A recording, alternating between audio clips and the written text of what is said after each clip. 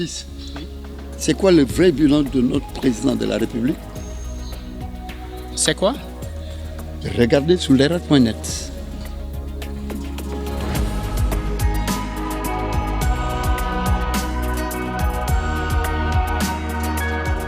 Bonjour ou bonsoir à tous les éditeurs et téléspectateurs de l'Herald.net selon le fuseau horaire. Dans le cadre d'un entretien exclusif, le consul général du Sénégal à Paris, M. Amadou Diallo, nous a fait l'amabilité d'accepter notre invitation. Avec cette autorité diplomatique sénégalaise, on va pouvoir aborder beaucoup de questions relatives à la diplomatie.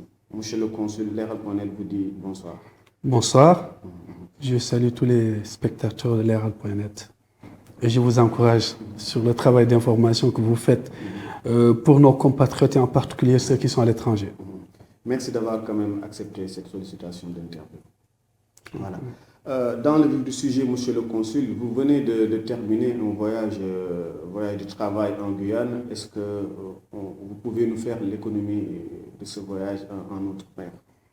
Oui, très rapidement, merci beaucoup. Comme vous le saviez, Guyane fait partie de la juridiction française, du consulat de la juridiction de Paris. Guyane, c'est à 9 heures de vol d'ici. Guyane est un territoire français. Nous avons une communauté sénégalaise qui vit là-bas. Depuis que le consulat existe, il n'y a jamais eu cette mission-là.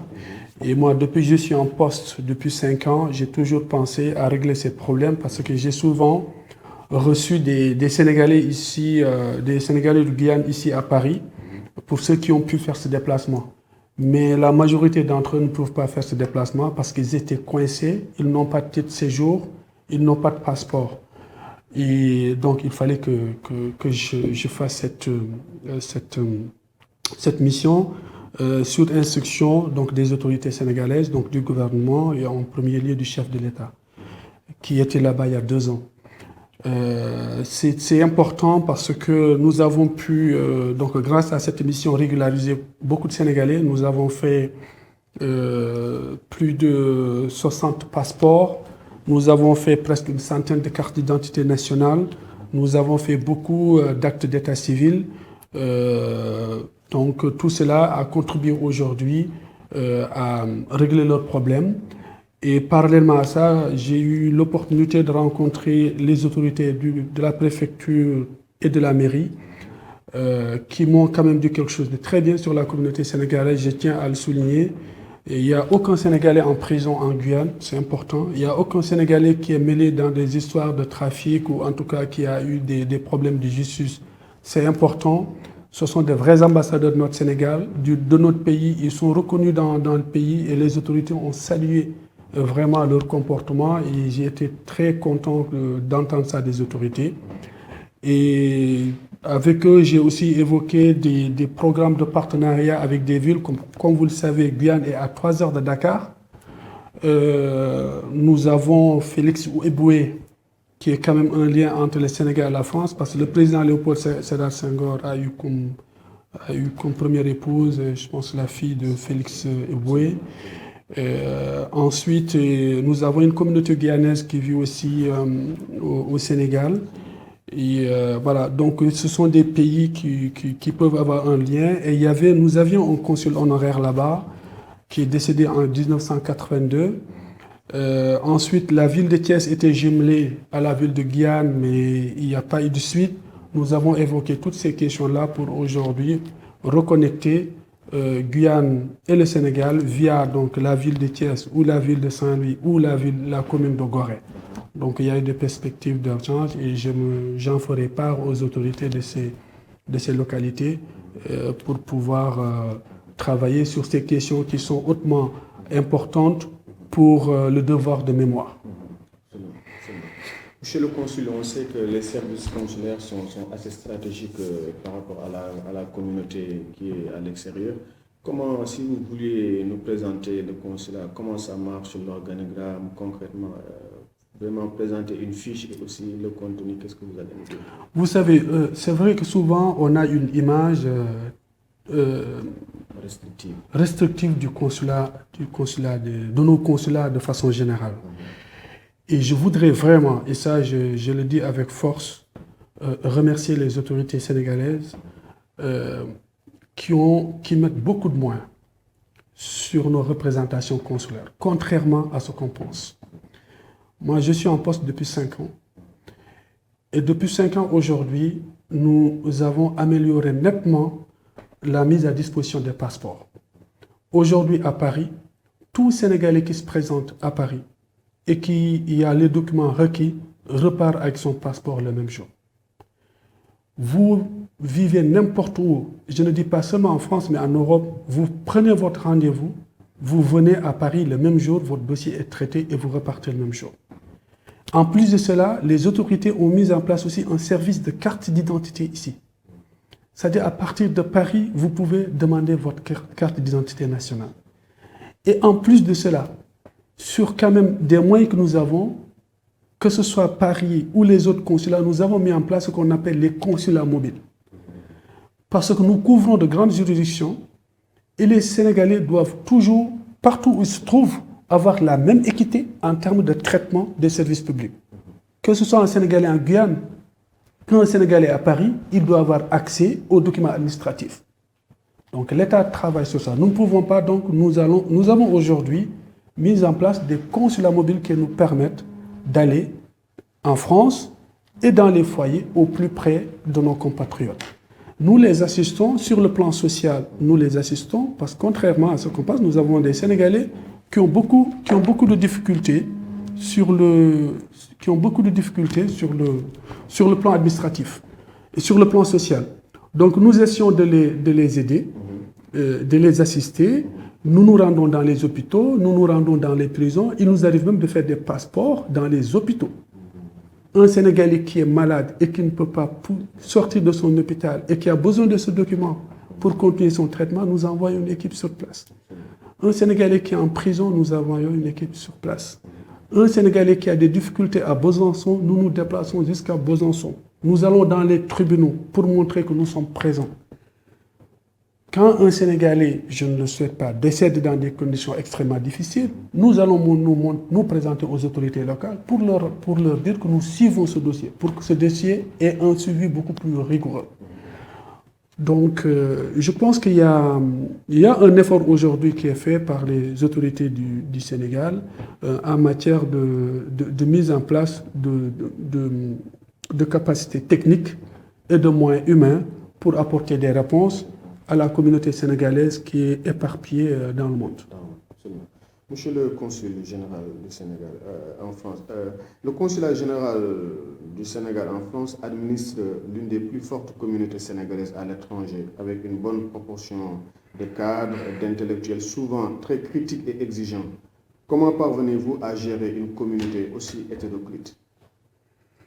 Merci beaucoup. Et c'est important d'avoir une communauté sénégalaise exigeante. Et de toute façon, nos compatriotes sont de plus en plus exigeants vis-à-vis des services publics, ce qui est tout à fait normal. Et je pense que si vous les suivez très bien, il y a toujours des critiques, c'est important, parce que c'est à partir de cela que nous pouvons donc nous poser des questions et essayer d'améliorer les choses, mais il y en a de moins en moins. Et quand j'ai pris poste, j'ai mis en place ce qu'on appelle la charte Aline Sitoé Diatta, qui est une charte de valeurs, 5 engagements, qui nous a permis aujourd'hui de mettre en place un système de rendez-vous. C'est-à-dire qu'avant, vous voyez, il y avait beaucoup de monde devant, mais vous ne le voyez plus, parce que les gens ont des rendez-vous, ils prennent des rendez-vous. Ensuite, nous obligeons à tous nos agents de donner des réponses à toutes les demandes. Et nous ouvrons de 9h, en continu de 9h jusqu'à 17h. Avant, on fermait les portes entre 13h et 14h. Bon, il y avait quand même pas mal. Aujourd'hui, vraiment, on a pu répondre à cette exigence d'être à côté de nos compatriotes. Mais au-delà de cette présence administrative, nous participons souvent aussi à leurs activités. Nous allons dans leurs débats quand nous sommes conviés. Nous allons dans leurs soirées religieuses, dans leurs soirées culturelles, dans leurs activités associatives. Nous participons et sans aucune difficulté. Le débat il est ouvert. Nous sommes entre Sénégalais. c'est vrai qu'ils sont exigeants, mais les Sénégalais restent dans l'ensemble vraiment des gens qui respectent beaucoup leurs autorités. Donc on est bien vu, on est bien respecté et nous, avec donc la mesure de nos moyens, à la mesure de nos moyens, nous participons pour marquer notre présence au niveau de leurs activités.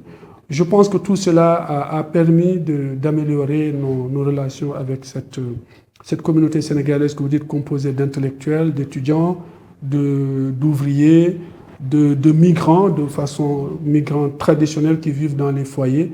Mais aujourd'hui, nous allons partout, que ce soit dans les foyers, que ce soit dans le milieu où il y a des associations sénégalaises, des avocats, ou en tout cas au barreau de Paris, nous avons un bon nombre. Quand ils nous invitent, on participe à leurs activités. Donc je pense que c'est ça qui aide aujourd'hui un peu à huiler nos relations. Parfaitement. Mais disposez-vous des moyens humains et matériels pour répondre aux attentes diverses et variées d'une telle communauté face à toutes ces exigences? Oui, les moyens, ça, on ne peut pas en avoir suffisamment, c'est sûr, mais nous essayons de les utiliser au mieux. Les moyens que nous disposons, c'est que nous avons quand même un local ici dans le 16e arrondissement de Paris où nous pouvons accueillir beaucoup de monde. Donc les autres moyens, comme je vous ai dit tout à l'heure, ce sont les moyens technologiques que nous avons développés pour toucher plus de monde, pour faciliter les relations avec nous. Un standard, c'est pas évident, régler le problème de standard, c'est quelque chose de minimum dans un service, mais c'est important. Régler le problème des toilettes quand les gens sont là, qu'ils puissent aller faire leurs besoins. C'est basique, mais il faut le faire. Réglementer la communication interne dans le consulat, savoir que vous êtes au premier étage, vous êtes devant tel service, c'est basique, mais c'est important de le faire. Donc, ce sont des moyens que nous essayons. Quand on les a, on les a. Quand on ne les a pas, on essaye un peu de trouver les moyens pour y aller. Le déplacement de Guyane de 2 jours, 3 jours, ça coûte excessivement cher. Mais il fallait le faire. Donc, tout cela, c'est l'État quand même qui met les moyens quand la demande elle est exigeante. Voilà. Donc, les moyens, nous en avons. Mais nous essayons vraiment de les optimiser pour essayer de répondre au mieux à la demande de nos concitoyens, une demande de plus en plus forte et de plus en plus exigeante. Monsieur le Consul général, le Sénégal et la France ont signé le 23 septembre 2006 un accord relatif à la gestion concertée des flux migratoires complété par l'avenant du 25 février 2008.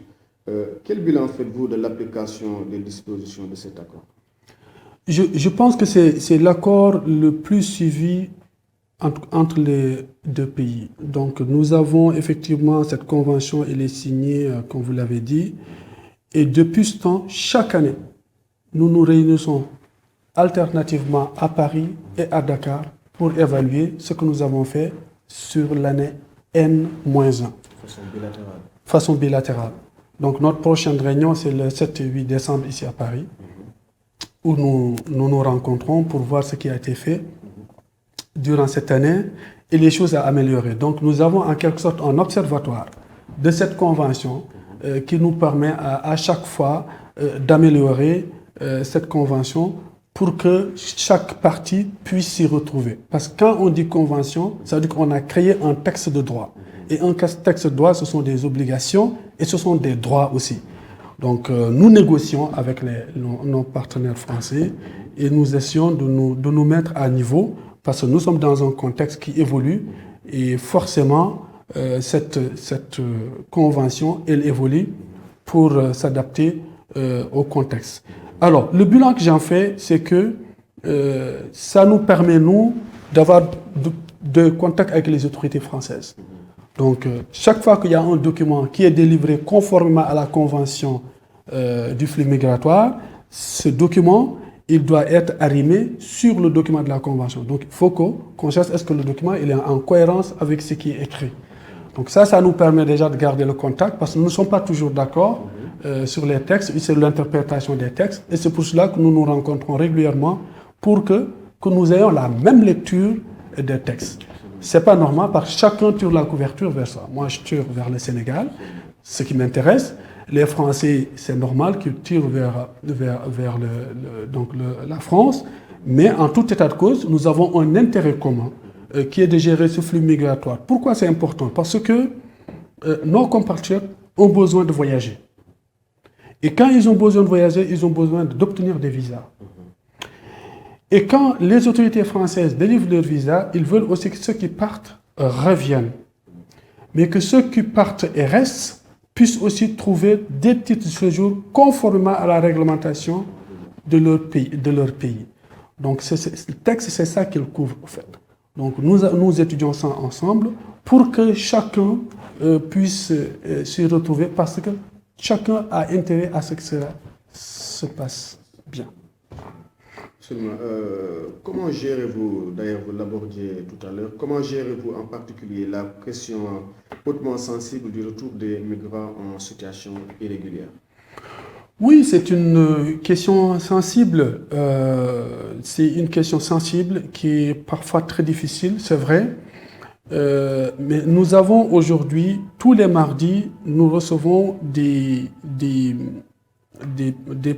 personnes qu'on pressent que ce sont des Sénégalais. Parce que quand vous avez un passeport sénégalais, les autorités en cours de validité, les autorités françaises n'ont pas besoin de nous solliciter pour délivrer ce qu'on appelle les LPC, les laissez-passer consulaires. Donc ça, à partir de là, si vous n'êtes pas en situation régulière, ils vous prennent directement et ils ont le droit de vous faire sortir de leur pays. Mais c'est quand vous n'avez pas tous ces documents-là qu'on essaye de refaire votre historique de l'état civil. Et quand vous êtes présumé sénégalais, on vous présente au consulat général du Sénégal. Tous les mardis, nous faisons des auditions. Parfois, nous avons entre 2-3 personnes, parfois, il n'y a même pas. Et après, nous avons quelqu'un qui est habilité à faire les auditions. Donc, c'est un gendarme. Et quand il fait les auditions, il apprécie. Quand il apprécie, donc il fait un compte-rendu de son audition. Et à partir de là, nous décidons de délivrer ou pas les LPC. C'est-à-dire que est-ce que la personne est véritablement sénégalaise, conformément à la convention de 2006, où la personne n'est pas sénégalaise et nous disons aux autorités françaises que nous sommes désolés, nous ne pouvons pas délivrer un LPC à quelqu'un que nous pensons qui n'est pas sénégalais. Voilà comment ça se passe. Donc, je dis que c'est difficile forcément parce que des fois, quand nous reconnaissons que la personne effectivement est une Sénégalaise et qu'elle soit en situation où elle pouvait faire quelque chose, c'est un peu difficile. Mais bon, on n'a pas le choix de ne pas appliquer la réglementation parce que quand on signe un document de droit, il faut aussi respecter ce document. Parce que le Sénégal est un pays connu en matière de respect des droits et de toutes les conventions que le Sénégal a ratifiées dans le monde. Donc nous sommes obligés aussi de gérer cette situation-là. Monsieur le consul général, on sait que les migrants sénégalais sont des acteurs clés du développement de leur territoire d'origine. Comment évaluez-vous justement leur apport et leur participation au développement du Sénégal? Je pense que ce n'est pas seulement à mon niveau, au niveau des autorités du Sénégal, on est très sensible, le président de la République en premier, on est très sensible à l'apport de la diaspora sur le développement de notre pays. Donc vous pouvez vous rappeler que le président Macky Sall faisait d'ailleurs de la diaspora la 15e région du Sénégal. Et vous vous rappelez, pour la première fois dans l'histoire du Sénégal, nous avons élu 15 députés dédiés à la diaspora. Et dans le plan Sénégal émergent, dans toute sa diagonale, vous allez voir qu'il y a un clin d'œil de la diaspora. Parce qu'aujourd'hui, les autorités du Sénégal sont conscientes d'une chose, que le Sénégal ne peut pas se développer sans la diaspora. Et aujourd'hui, je me félicite que la diaspora commence aujourd'hui à montrer son intérêt au Sénégal en termes d'investissement. C'est-à-dire pendant longtemps, la diaspora, elle a aidé à la mise en place de services sociaux de base. Donc des écoles, des dispensaires, de l'eau potable. Mais aujourd'hui, nous avons ces migrants qui sont de la première génération, ont eu leur deuxième, troisième et même aujourd'hui la 4e génération. Donc des Sénégalais, des Français d'origine sénégalaise. Et qui qui ont un certain savoir-faire et qui ont une certaine envie d'investir. Et de plus en plus, je les rencontre, j'en reçois ici. Pas plus tard que la semaine dernière, j'ai reçu un Sénégalais qui vit en Chine, qui est né ici, qui vit en Chine, et qui est aujourd'hui sur le départ à Dakar de créer la même entreprise qu'il a créée en Chine. Donc ce sont des gens qui aujourd'hui ont l'amour de leur pays. Et ils savent que le Sénégal bouge, et bouge dans le bon sens, donc ils ne veulent pas, ils sont en train de faire ce qu'on appelle le chemin inverse des parents qui étaient venus ici, donc inverse, pour chercher de l'argent. Ce n'est pas de l'humanitaire. Quand on est dans l'investissement, on part chercher de l'argent. Et il n'y a pas de honte en cela que d'aller au Sénégal, d'investir et de chercher, de faire du développement économique et de chercher. Donc oui, la diaspora, elle est aujourd'hui, au niveau de la PIX, il y a ce qu'on appelle un guichet unique pour faciliter donc, ces gens qui viennent de l'étranger, qui veulent créer des entreprises. Et le chef de l'État allait plus loin en cherchant à créer vraiment un guichet unique pour la diaspora, pour que quand elle vient, elle prend un minimum de temps pour faire ce qu'elle a à faire et créer l'entreprise que les gens ont, qu'elle a besoin de créer. Donc oui, on se rend compte que la diaspora, elle est bien. Il y a des fonds spécifiques pour la diaspora. Il y a le FAISE pour les femmes entrepreneurs au niveau de la diaspora. Ça n'a jamais existé. Il y a aujourd'hui des fonds spécifiques au niveau du fonds GIB, du fonds 6, de la BNDE. Donc il y a des lignes de crédit qui sont dédiées à la diaspora pour faciliter un peu leurs études de projet et la mise en œuvre de leurs projets. Donc pour vous dire qu'effectivement, cette diaspora-là, les autorités ont conscience, ont pris vraiment la pleine mesure de l'intérêt qu'elle peut apporter au développement économique et social de notre pays. Donc c'est prise en charge sur les politiques publiques. Absolument. Au Sénégal, il y a les découvertes de pétrole, il y a les zircons et les autres, la baraka sur les ressources naturelles. Il y avait aussi récemment un séminaire intergouvernemental entre le Sénégal et la France. La diaspora, évidemment, a été abordée normalement pour des retombées. Est-ce que vous pouvez nous en dire plus? Absolument. Vous avez parlé des découvertes. C'est le Sénégal qui gagne. C'est le Sénégal qui gagne. Je l'ai vécu, excusez-moi de revenir là-dessus, en Guyane. On voit que les gens ont l'amour de leur pays. Il y avait des drapeaux à l'aéroport, des drapeaux dans la salle. Les gens avaient dans leur voiture des drapeaux du Sénégal. Ça, c'est important. Il faut que les gens aient l'amour de leur pays. Il faut qu'ils aiment leur pays. Et le drapeau, c'est ce qui fait qu'au-delà de notre différence religieuse, culturelle, territoriale, ce qui nous rassemble, c'est le drapeau du Sénégal. Un peuple, un but, une foi. Et ça, on le retrouve dans toutes les questions que vous abordez. C'est important, quand on parle de Sénégal, qu'on parle aussi de l'amour de notre pays. Et la question que vous avez posée, c'était sur...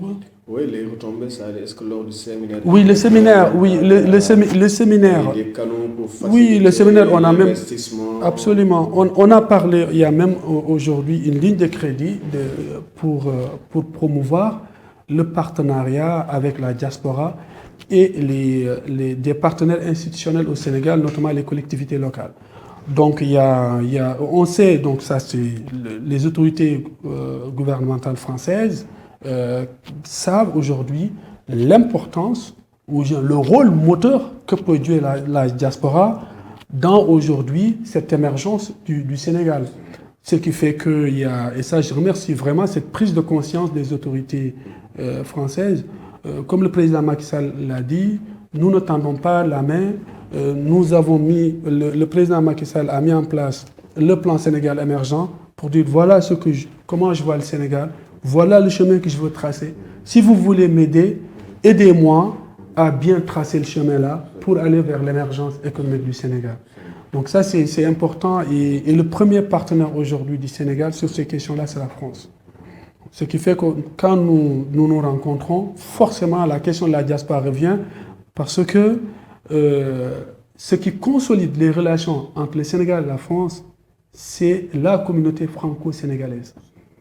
Nous avons beaucoup d'élus ici, français d'origine sénégalaise. À l'Assemblée nationale, dans les mairies, j'ai déjeuné avec un maire d'origine à l'île Saint-Denis il y a 2 semaines qui m'a invité à déjeuner. C'est un franco-sénégalais. Il est maire de la commune ici, à Saint-Denis. J'ai déjeuné avec un député franco-sénégalais, François Mbaye, qui m'a invité à déjeuner, qui est un Sénégalais, un Français d'origine sénégalaise. Et nous avons tellement d'élus et nous avons une forte communauté sénégalaise. Et le ciment des relations entre le Sénégal et la France, c'est d'abord et avant tout cette communauté sénégalaise qui est entre les deux pays. Donc c'est un pays, c'est leur pays, ce sont leurs pays de cœur. Avant on leur disait ils sont ni de là-bas ni d'ici, mais aujourd'hui ils sont et ici et là-bas. Donc c'est vraiment important, ils essaient de consolider aujourd'hui, de profiter de leurs deux positionnements d'appartenance à ces deux pays. Ouais, même dans la communication de son Excellence, le président de la République française Macron, il y a Sibeth Ndiaye qui est aussi d'origine... Exactement. Sibeth Ndiaye aussi a des origines sénégalaises, absolument. Une question toujours par rapport à la diplomatie sénégalaise. On parlait des flux migratoires. Il y a une question assez épineuse récemment abordée, du moins révélée par la CNN, la chaîne américaine, avec la Libye où il a été question de vente officieuse de migrants comme des esclaves. Ça a fait quand même un tollé au Sénégal. Il y a certaines organisations de la société civile et organismes internationaux qui ont battu le macadam. Qu'est-ce que cela vous fait, vous, en tant que diplomate et aussi représentant sénégalais dans la diaspora? Non, au niveau humain, c'est très dur d'accepter ce que nous avons vu en Libye. C'est extrêmement dur. On pensait que dans le monde dans lequel nous vivons, ce sont des choses qui sont complètement dépassées. Humainement, ce n'est pas tenable. Maintenant, au niveau donc des autorités de notre pays, vous avez vu, il y a eu un message du président, j'allais dire même une adresse du président de la République à la communauté internationale, interpeller toutes les organisations donc requises pour qu'elles puissent intervenir très rapidement, donc l'Union africaine, l'ONU, en tout cas toutes les organisations pour vraiment évoquer cette question-là et trouver rapidement des solutions. Le Sénégal a aussi convoqué le chargé d'affaires de la Libye au Sénégal, qui a été convoqué pour que le Sénégal montre toute son émotion, donc toute la difficulté que le Sénégal vit à travers ce qui se passe en Libye. Ce qui est dans les règles diplomatiques, ce qui doit se faire. Ensuite, au-delà de cette situation, le président de la République s'est toujours questionné. Vous avez vu au niveau de la tribune de l'ONU, le président s'est exprimé et s'est indigné vivement devant les autres chefs d'État, ce qui se passait dans la communauté Rohingya. Donc ça aujourd'hui... En Birmanie, exactement.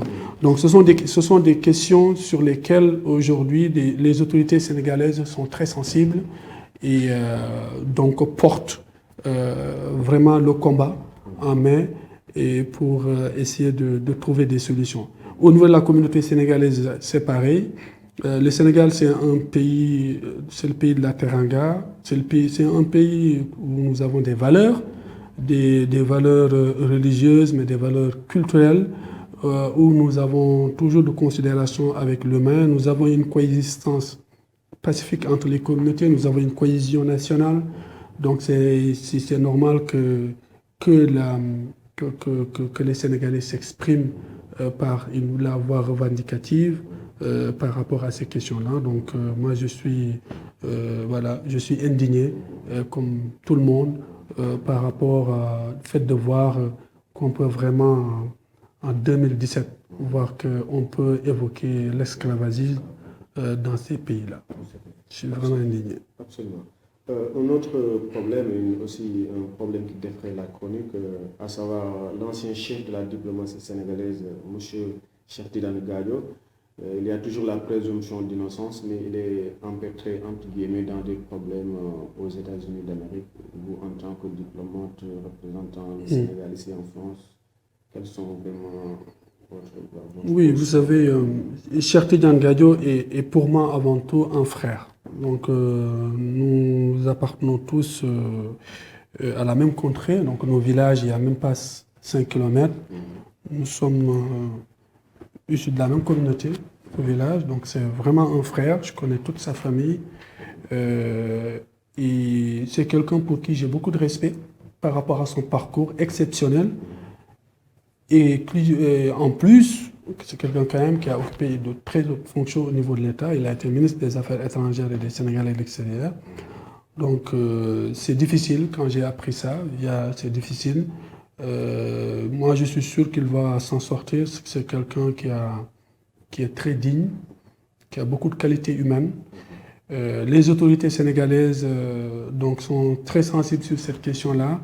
J'ai pas d'informations officielles là-dessus. Je vois tout ce qui se passe là, mais je suis sûr que mon collègue qui est à New York, Ndao, le consul général Ndao, je pense que comme je le fais ici, je pense qu'il est en train de faire son travail.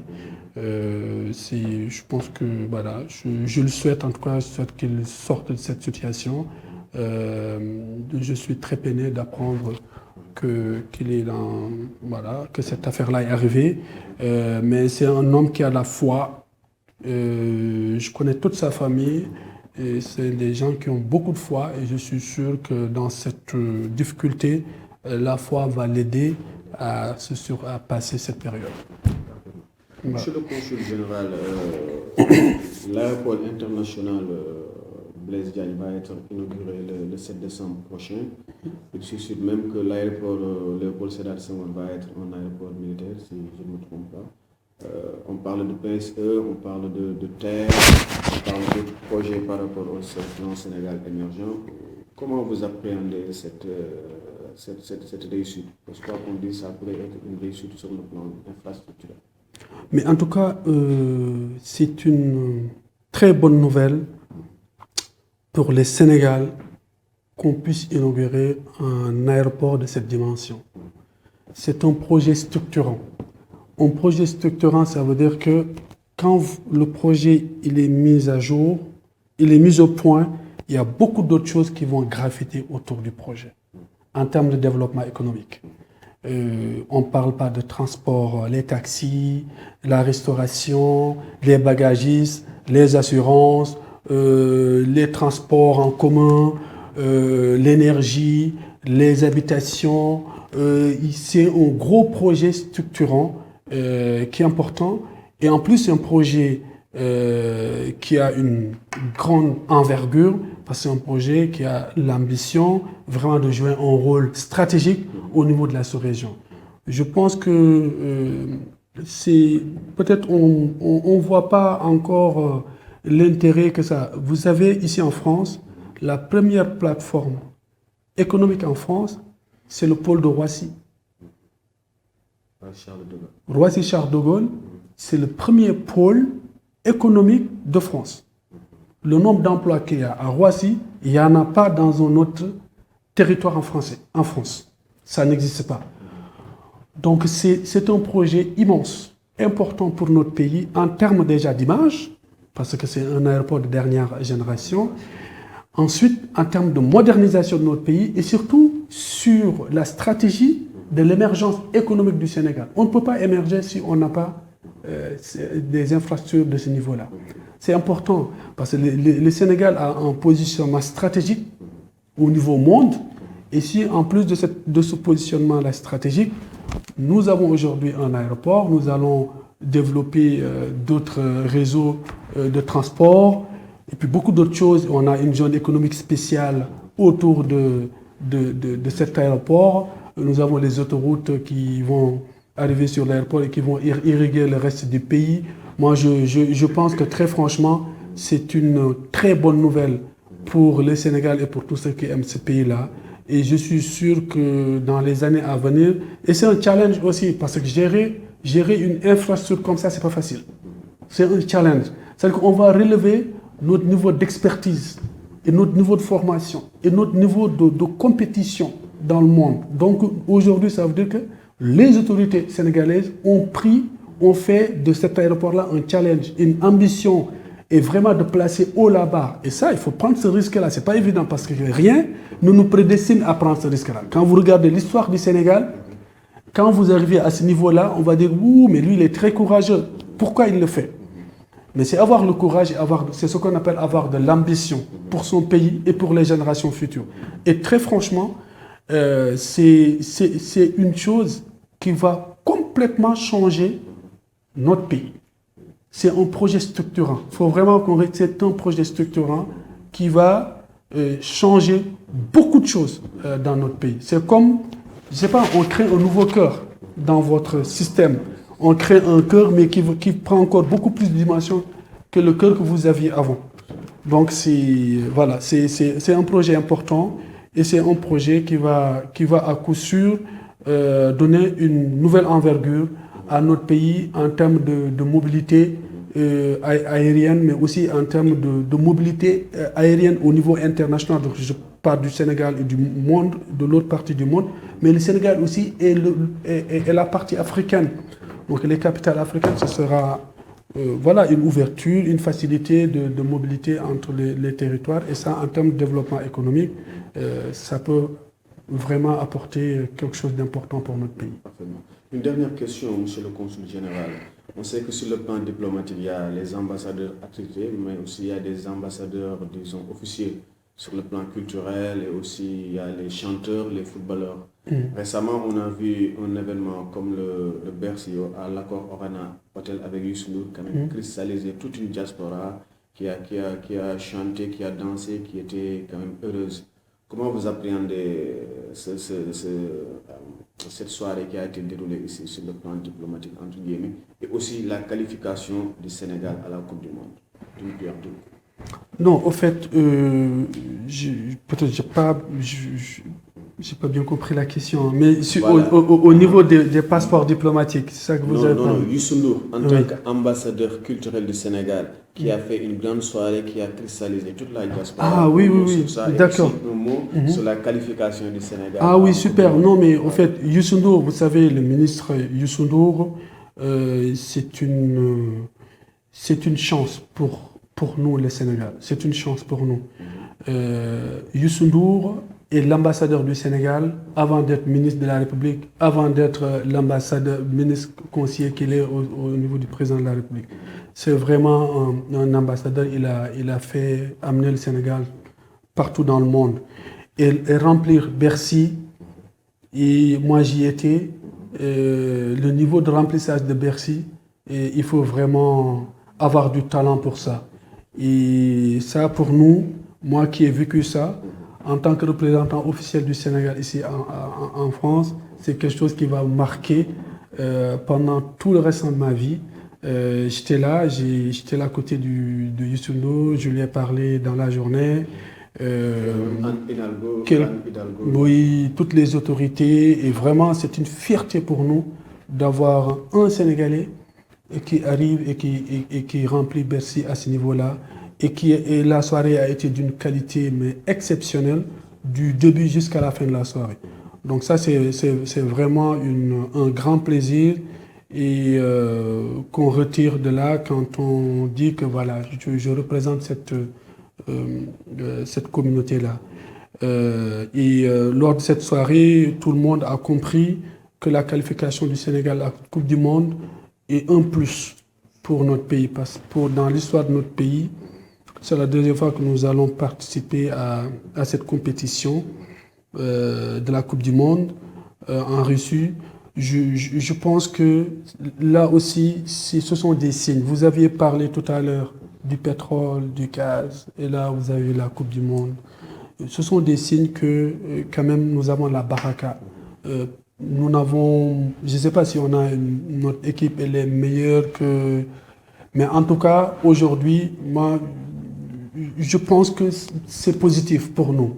C'est positif parce que ça va aider à donner encore l'amour que nous avons pour ce pays-là. Parce qu'un pays ne peut pas se développer si vous ne l'aimez pas. et le drapeau national, cette qualification à la Coupe, ça va contribuer à raffermir les cœurs, à avoir du plaisir à dire que je suis sénégalais, à avoir ce drapeau qui brille dans tout, au niveau de tout. Et les gens, ils sont fiers de leur pays. Et quand on n'est pas fier par rapport à son pays, on ne peut pas faire beaucoup de choses pour son pays. Aujourd'hui, on se rend compte que cette qualification, le Sénégal est un pays de foot. Vous vous rendez compte? Aujourd'hui, on se qualifie dans la compétition la plus haute. Je ne dis pas seulement au niveau du sport, mais c'est au niveau monde, de façon générale. C'est-à-dire que la Coupe du Monde, c'est l'une des compétitions les plus prestigieuses dans le monde. Le Sénégal est présent. Et mieux aujourd'hui, j'ai vu le classement FIFA, le Sénégal est le premier pays en Afrique. Donc c'est quand même, on ne peut pas dire qu'on est premier, on est qualifié Coupe du Monde, qu'on a on inaugure notre aéroport, on a du pétrole, on a du gaz. Mais c'est quand même important pour nous, très franchement, quand on aime son pays et qu'on se rend compte que ces choses-là arrivent alors que vous n'avez rien de plus que les autres, c'est la baraka. Ce sont les prières de nos chefs religieux, ce sont les prières de nos parents, ce sont les... Voilà, voilà, comme ils disent que parfois quand on gagne un match, on dit que c'est le Dieu du foot qui était avec nous. Moi, je pense tout simplement que le Dieu, il est aujourd'hui, il aime le Sénégal, il est proche du Sénégal et toutes nos prières sont exaucées. Et c'est un Sénégal qui marche, c'est un Sénégal qui gagne, c'est un Sénégal qui a la paix. Et je pense que c'est important que ça continue comme ça. C'est pour nous tous. C'est notre pays, c'est pour nous tous. C'est important que ça marche. Quand ça marche, on va attirer les autres. Quand ça ne marche pas, tout le monde va partir. Ceux qui voulaient partir ne viendront pas. Voilà, donc quand ça marche, il faut vraiment que tout le monde participe à cette marche-là pour que tous les Sénégal, et exclusivement le Sénégal, d'abord, soient gagnants de ce retour positif sur notre pays. Absolument. Monsieur le Consul général, monsieur Amadou Diallo, nous sommes au terme de cette interview exclusive. Peut-être qu'on va vous laisser dire votre dernier mot aux Sénégalais qui sont restés au pays. Et aussi peut-être, il y a le Gamou qui s'annonce, peut-être présenter vos par rapport à cet événement religieux. Voilà, exactement. D'abord pour la Gamou, j'avais voulu être cette année à la Gamou, mais malheureusement mes activités ne me le permettent pas. Mais je suis de tout cœur avec notre pays et je prie tout simplement que nos guides religieux continuent de prier pour ce pays-là, pour nos autorités, pour encore donner beaucoup plus d'envergure au calme de notre pays. Parce qu'on en a besoin dans ce contexte-là. Prier pour tous les Sénégalais, en particulier pour la diaspora. La diaspora sénégalaise, et j'en terminerai par là, elle doit et elle a l'obligation de participer dans le développement économique de notre pays. Je sais qu'elle le fait, mais elle doit être aujourd'hui assez sensible, c'est maintenant qu'il faut le faire. Il ne faut pas attendre. Et je l'ai dit tout à l'heure, c'est vrai qu'il y a beaucoup de possibilités qui sont mises en place, mais quand on veut investir, ce n'est pas forcément le tapis rouge. Il faut venir au Sénégal, il y a des opportunités en termes de développement économique. Nous sommes là, nous sommes ouverts pour accueillir tous ceux qui veulent de l'information. Nous avons un bureau économique à l'ambassade du Sénégal, ici à Paris, qui fonctionne très bien.